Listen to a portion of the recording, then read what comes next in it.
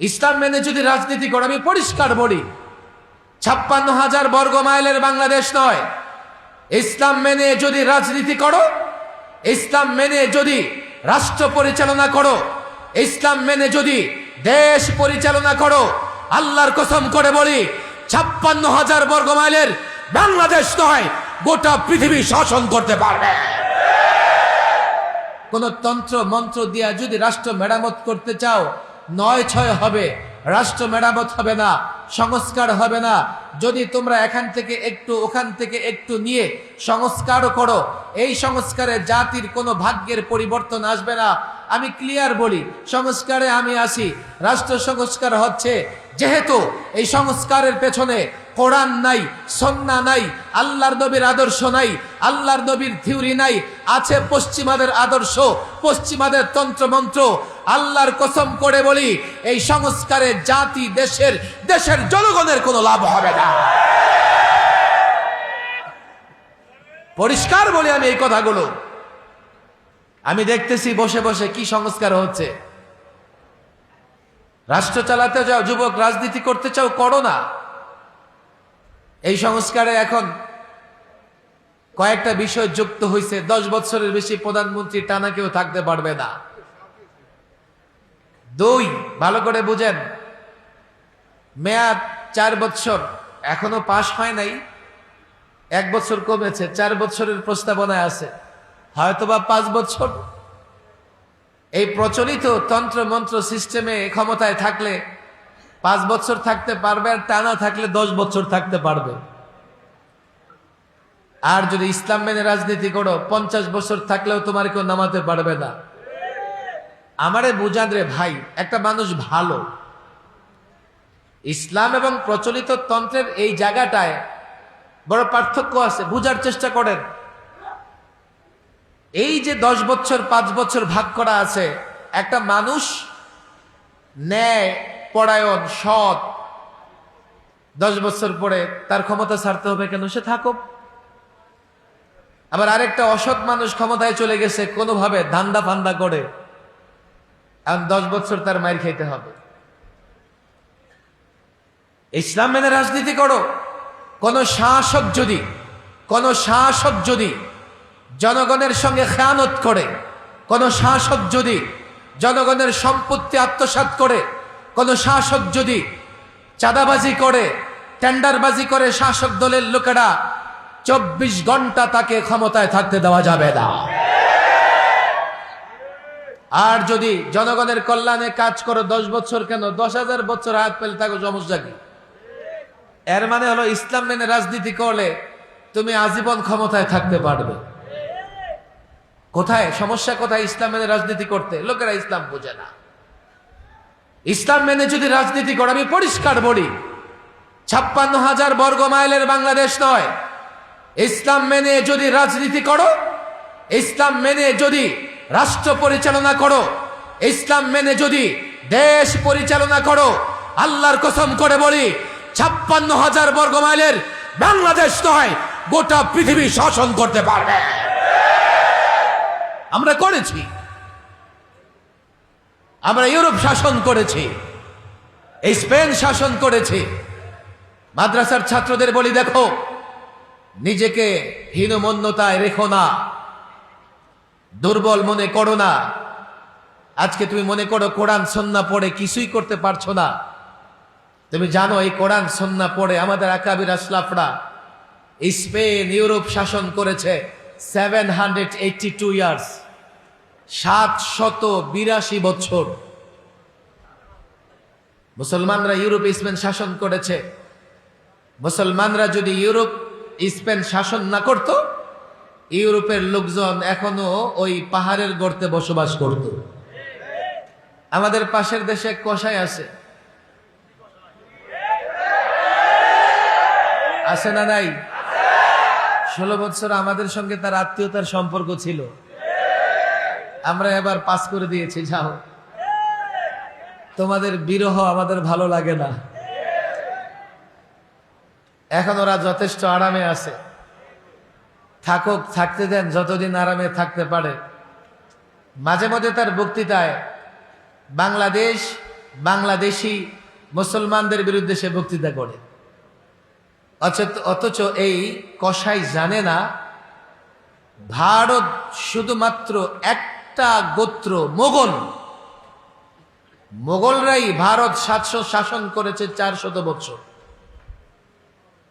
আজকে ভারতে যত আপনি স্থাপনা দেখবেন, ঐতিহাসিক স্থাপনা, লাল কেল্লা, আগ্রার তাজমহল, কুতুব মিনার, এ ভারতের নানা স্থাপনার পেছনে অবদান মুসলিম শাসকদের। এর আগেও মুসলমানরা ভারত শাসন করেছে। যেই মুসলমানেরা ভারত আবাদ করেছে, এখন সেই আবাদকৃত জায়গায় দাঁড়াইয়া এ কসাই মুসলমানদের বিরুদ্ধে বক্তৃতা করে। ইদানিং তার একটু চুপচাপ দেখা যায়। কেন জানেন? পাকিস্তানের হাতে মার খাওয়ার পরে সোজা হয়ে গেছে, আর ইহুদিরা মার খেয়েছে ইরানের হাতে। এখন দেখবেন খুব সোজা বাংলাদেশ নিয়ে খুব বেশি ষড়যন্ত্র আর কথা এখন বলে না।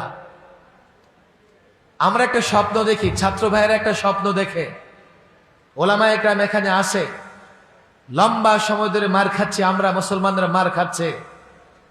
তবে একটা স্বপ্ন আমরা এখন আরো নিবিড়ভাবে গভীরভাবে দেখতে পারি, সেটা হচ্ছে আবারও এই ভারতবর্ষ মুসলমানদের অধীনে আসবে, মুসলমানরা তা পরিচালনা করবে। আমাদের দরকার প্রস্তুতির। কেউ বলে গজওয়ায়ে হিন্দ হবে, কেউ বলে এটা হবে, কেউ বলে সেটা হবে। আমি পরিষ্কার বলছি, একটা লক্ষণ দেখা যাচ্ছে। কেন যেন আল্লাহ তাবারক ওয়া তাআলা আমাদের দিকে একটু রহমতের দৃষ্টি দিয়েছেন।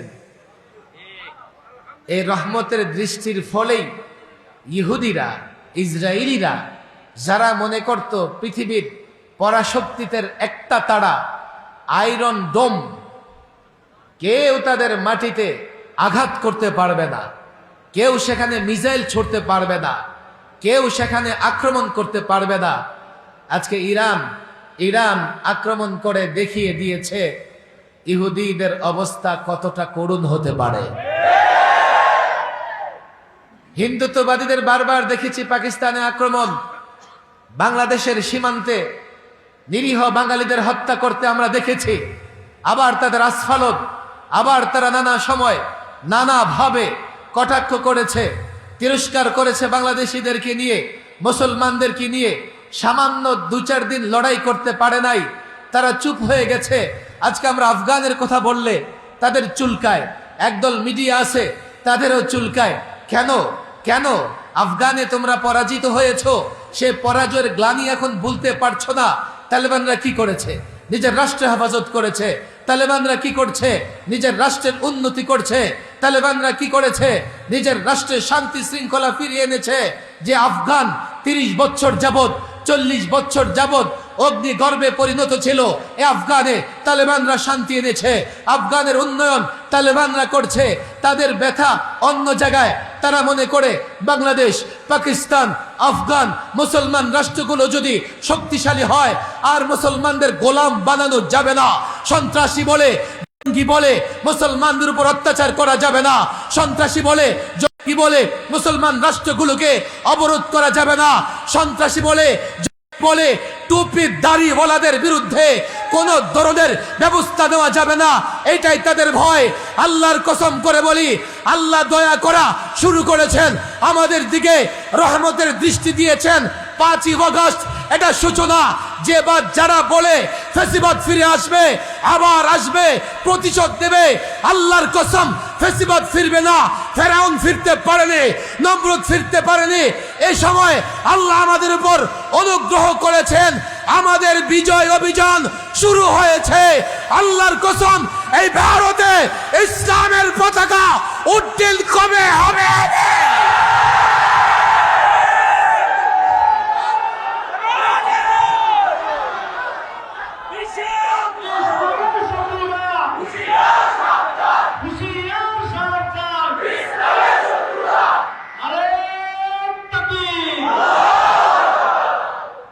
আমি আমার দ্বীনি ভাই আলেম ওলামা ছাত্রদের হাতে পায়ে দৌড়ে বলি, আমাদের ব্যর্থতা, আমরা এই জাতিকে ইসলাম বুঝাইতে পারি নাই। আমরা দেশের মানুষকে কল্যাণের পথে ডাকি, আর দেশের মানুষ আমাদের বিরোধিতা করে। এর কারণে একটা, এই জন্যে আমি এখানকার ওলামায়ে কেরাম, আইম্মে মাসাজিদ, মাদ্রাসার মোতামিম, পরিচালক, ছাত্রদের বলবো, দেখো সময় হয়েছে, এখন একটা ইতমিনানের সময়। আমরা 16 বছর দৌড়ের উপরে ছিলাম। এই সময়ে আমাদের মূল কাজ কি? এই সময়ে আমাদের মূল কাজ হচ্ছে এক একটা মুসলমান যুবকের কাছে গিয়ে ইসলামকে পেশ করা। বলে, হুজুর সে তো মুসলমানের বাচ্চা, নামাজ পড়ে, রোজা রাখে, তার কাছে কি ইসলাম পেশ করব? কি ইসলাম পেশ করবা? আমি, তুমি, আমরা, আপনারা, আমরা কিন্তু জানি না সে নামে এবং বংশে ইসলাম গ্রহণ, ইসলামের উপরে থাকার দাবি করলেও তার কাজকর্মগুলো এখনো সে ইসলাম অনুযায়ী করতে পারে না। একটা চ্যালেঞ্জ আমি ছাত্রদেরকে বলি, তোমাদের জন্য একটা বড় চ্যালেঞ্জ হচ্ছে ইসলামটাকে যৌক্তিক জায়গা থেকে, প্রয়োজনে সায়েন্সের জায়গা থেকে, ইসলামটাকে দলিল প্রমাণের জায়গা থেকে, ইসলামকে বাস্তবতার জায়গা থেকে এই জাতির প্রত্যেকটা যুবকের কাছে পৌঁছাবার চেষ্টা করব তো ইনশাআল্লাহ। লম্বা কথা হয়ে যাবে, অনেক রাত হয়ে গেছে। এই যে কদিন আগে একটা, আপনার কষ্ট হচ্ছে না তো? যেহেতু মাদ্রাসার ছাত্ররা আছে, আমি তাদেরকে একটা সেনসিটিভ বিষয় বলি। দেখো, নারী বিষয়ক কমিশনের বড় আপত্তি কয়েকটা জায়গায়। একটা জায়গা হচ্ছে বাবার সম্পত্তিতে নারী পুরুষের সমান অধিকার। এটা নিয়ে তো আমরা অনেক কথা বলছি, মোটামুটি জাতিকে আমরা বুঝাইতে পারছি যে বাবার সম্পত্তিতে কন্যা যা পাবে, ছেলে তার পুত্রতা ডবল পাবে, এর পেছনে যুক্তি আছে। আরেকটা বিষয় তাদের আপত্তির জায়গা, যে হুজুর পুরুষ তালাক দেয় কাকে? নারীকে। নারী কেন পুরুষকে তালাক দিতে পারে না? এখানে তো নারীর উপরে আপনারা বড় অবিচার করতেছেন। যদি পুরুষ, যখন জঘন্য টাইপের পুরুষ সমাজে আছে না নাই? আমরা বলি যে আসে। তখন বলে, হুজুর তাহলে এটা করে দেই যে নারীও যা তালাক দেবার অধিকার দিয়েছে পুরুষকে। ভালো করে শোনেন। এখন আমাদের আলেম ওলামা ছাত্ররা বলবে, হুজুর আমরা তাহলে হেরে গেলাম। আমরা যে বলি ইসলাম সাম্যের ধর্ম, ন্যায়ের ধর্ম, ইসলাম তো এখানে ন্যায় কিংবা সাম্য প্রতিষ্ঠা করলো না। কোরআনে কারিমে, আমি লম্বা আলোচনায় যাব না, ছাত্ররা খেয়াল করে শোনো। কোরআনে কারিমে বলা হয়েছে নিসা হুকুম, বলো নিসা হুকুম, নিসা হুকুম হারসুল্লাকুম, তোমাদের স্ত্রীগণ তোমাদের ক্ষেত স্বরূপ। ক্ষেত, আচ্ছা ক্ষেতে কি চাষাবাদ করবে এই এখতিয়ার কৃষকের না ক্ষেতের? কৃষক সেখানে চাষ করবে কিনা, কৃষক সেখানে কি চাষ করবে এই ইচ্ছা কৃষকের, ক্ষেতের না। বল মারাত্মক হুজুর। আরে মারাত্মক না, শেষ হয় নাই। কৃষকের শুধু এখতিয়ার না, সক্ষমতাও কৃষকের, ক্ষেতের কোনো সক্ষমতা নাই। এই জন্যে কোন পুরুষ কোন নারীর সঙ্গে, নারীর অনিচ্ছা সত্ত্বেও সেই নারীর সঙ্গে বসবাস করতে পারে, মিলন করতে পারে, কিন্তু পুরুষের ইচ্ছার বাইরে কোন নারী পুরুষের সঙ্গে থাকতে পারে না। আপনি দেখেন, আল্লাহর নিজামের বিরুদ্ধে আপনি কথা বলবেন, আল্লাহর সিস্টেমটাই তো এমন। মালিকানা, ক্ষেতের মালিকানা কৃষকের, শুধু মালিকানা নয়, সক্ষমতাও কৃষকের। আপনি যদি বিধানটা উল্টায়া দেন, তাহলে অক্ষমকে যদি বিধান দিয়ে দেন, সে যতই চেষ্টা করুক সক্ষমকে ধরে রাখতে পারবে না। এমন বিশৃঙ্খলা হবে যা পশ্চিমা রাষ্ট্রগুলোতে হচ্ছে। 2, নারী বড় আবেগপ্রবণ।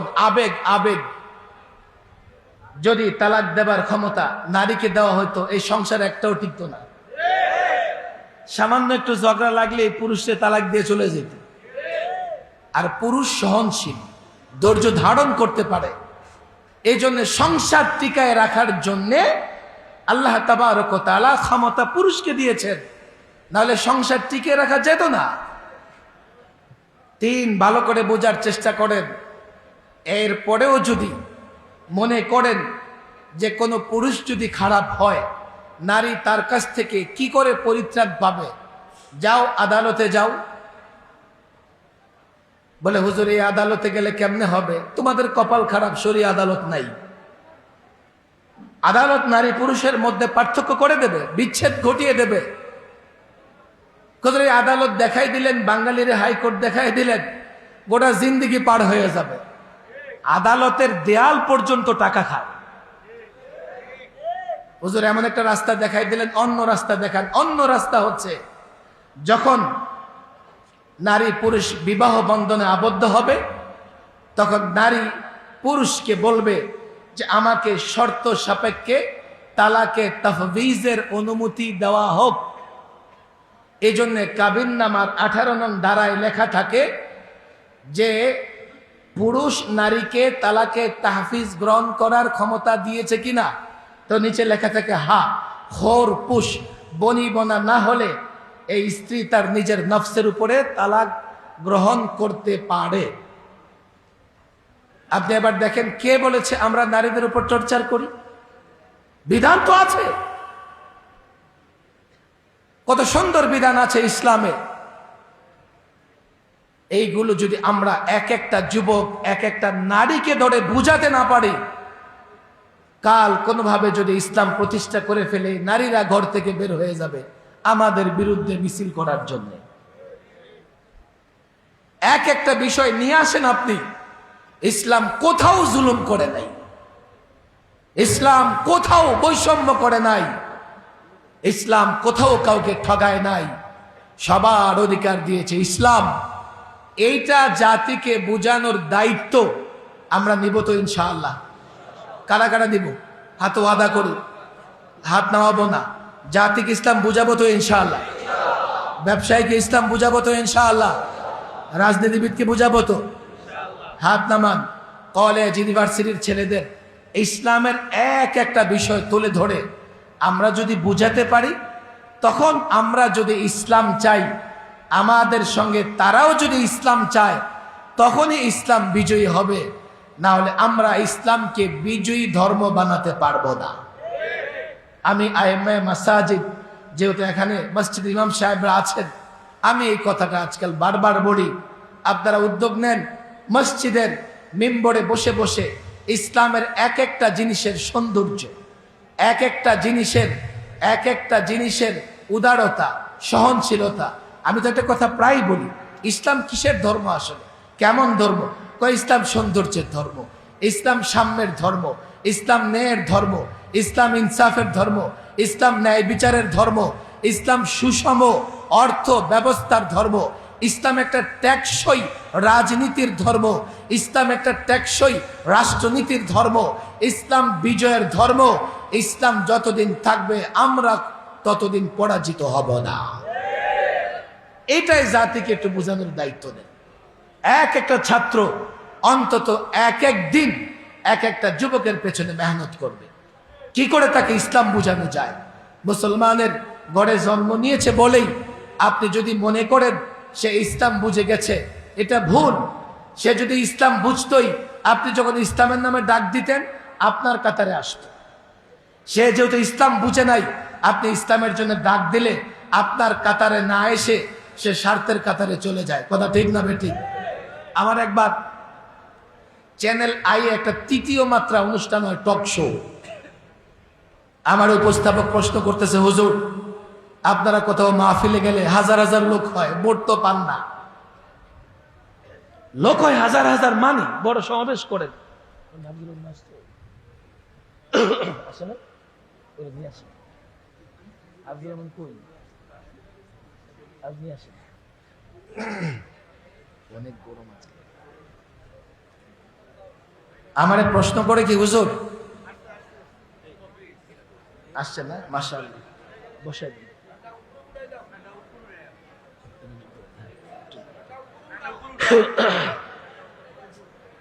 থাক, আর লাগবে না, আমি কথা শেষ করে দেব। মৌলানা হাফিজুর রহমান সিদ্দিক সাহেব চলে আসছে, মাশাআল্লাহ। আসছে তো না? বসে দিন।